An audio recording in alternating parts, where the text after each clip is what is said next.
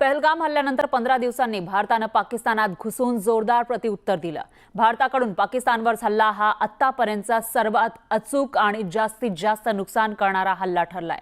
या हल्ल्यानं पाकिस्तानची चांगलीच गाळण उडाल्याचं आपण पाहिलं आणि हे होणारच होतं, कारण या हल्ल्याचं नेतृत्व केलं होतं ते म्हणजे NSA अजित डोवाल यांनी। ऑपरेशन सिंदूर पाकची दाणादाण।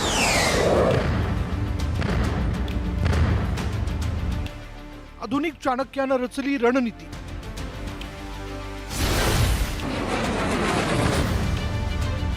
भारताच्या जेम्स बॉन्डची कामगिरी।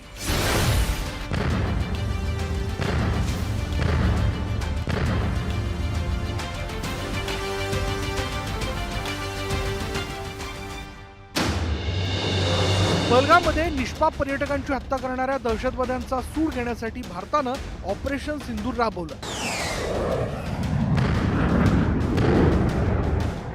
अवघ्या 25 मिनिटात दहशतवाद्यांच्या 9 तळांवर 21 हल्ले करण्यात आले आणि 100हून अधिक दहशतवाद्यांचा खात्मा करण्यात आला। या ऑपरेशनबाबत मोठे आणि महत्त्वाचे खुलासे समोर येत आहेत। या ऑपरेशनमध्ये भारताचे राष्ट्रीय सुरक्षा सल्लागार अजित डोवाल यांची सर्वात मोठी भूमिका होती। हे संपूर्ण ऑपरेशन गुप्त माहितीवर आधारित होतं। भारतीय सैन्याला दहशतवाद्यांच्या ठिकाणांची गोपनीय माहिती देण्यात आली होती। त्या आधारे सैन्यानं आपली रणनीती बनवली आणि पाकिस्तानात घुसून अचूक ठिकाणी वार केला। पाकिस्तानातील दहशतवाद्यांच्या तळांची बिनचूक आणि थेट माहिती NSA अजित डोवाल यांच्याकडे होती। याबाबत अतिशय गुप्तता पाळण्यात आली होती। ऑपरेशनमध्ये सहभागी असलेल्या मुख्य व्यक्तींनाही त्याची माहिती शेवटपर्यंत देण्यात आली नव्हती। एका रिपोर्टनुसार अजित डोवाल यांनी ऑपरेशन सिंदूर राबवण्याच्या काही मिनिटांआधीच दिलेले टार्गेट्स बदलले होते। डोवाल यांनी दिलेल्या माहितीनुसारच भारतानं हल्ले केले आणि शेकडोंच्या संख्येनं दहशतवादी मारले गेले। अजित डोवाल यांच्या सांगण्यावरून लास्ट मिनिटला आपली जी टार्गेट्स होती सिंदूरच्या ऑपरेशन सिंदूरमध्ये, तीही लास्ट मिनिटला बदली करून आपण एक फार मोठं सरप्राईज पाकिस्तानवरती स्प्रिंग केलं होतं, ज्याच्यामुळे पाकिस्तानची रिॲक्शन फारच कमी आली किंवा त्यांना रिॲक्ट करता आलं नाही।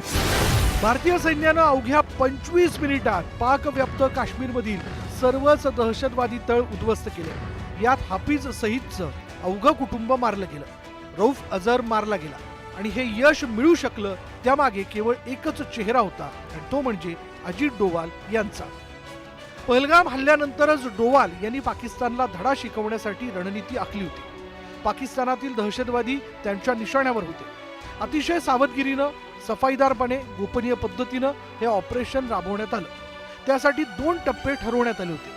पहिल्या टप्प्यात पाकव्याप्त काश्मीर आणि पंजाबमधील लष्कर-ए-तय्यबा, जैश-ए-मोहम्मदच्या दहशतवादी तळांना लक्ष्य केलं जाणार होतं आणि दुसऱ्या टप्प्यात पाकिस्तानातील ड्रोन तळ आणि हवाई तळांना दणका देण्याची रणनीती राबवण्यात आली होती। पण ती तेव्हाच अवलंबली जाणार होती जेव्हा पाकिस्तान स्वतःहून हल्ला करेल। यातून भारताच्या संरक्षण धोरणाचा विचार केलेला दिसून आला। ऑपरेशन सिंदूरचं लक्ष केवळ पहलगाम हल्ल्याचा सूड इतकंच नव्हतं, तर दहशतवाद विरोधी कारवाईसह पाकिस्तानच्या लष्करी सामर्थ्याला तोंड देण्यास भारत कधीही तयार आहे हे दर्शवणं हाच होता। 2014 पासून राष्ट्रीय सुरक्षा सल्लागार असलेल्या अजित डोवाल यांना भारताचे जेम्स बॉन्ड म्हणून ओळखलं जातं। ऑपरेशन सिंदूर शिवाय उरी आणि पुलवामा हल्ल्यानंतर झालेल्या एअर आणि सर्जिकल स्ट्राईकमध्ये महत्त्वाची भूमिका त्यांनी बजावली होती। आपल्या संपूर्ण कार्यकाळात त्यांनी देशाच्या सुरक्षेसाठी अनेक धोकादायक मोहिमा पार पाडल्या। अजित डोवाल 1968च्या बॅचचे भारतीय पोलीस सेवा अधिकारी होते। 1980 मध्ये ते पाकिस्तानात गेले। पुढची 8 वर्षे ते पाकिस्तानात अंडर कव्हर एजंट म्हणून राहिले होते। या काळात त्यांनी अनेक दहशतवादी आणि दाऊद सारख्या गँगस्टरची माहिती गोळा केली आणि भारत सरकारला दिली। त्यांच्या धाडस आणि शौर्यामुळे 1988 मध्ये त्यांना कीर्ती चक्रानं सन्मानित करण्यात आलं। हा भारताचा दुसरा सर्वोच्च शौर्य पुरस्कार आहे आणि ते मिळवणारे डोवाल पहिले अधिकारी ठरले। डोवाल यांच्या रणनीतीमुळे भारतानं पाकिस्तानला जन्माची अद्दल घडवली आहे। Bureau report, news 18 Lokmat.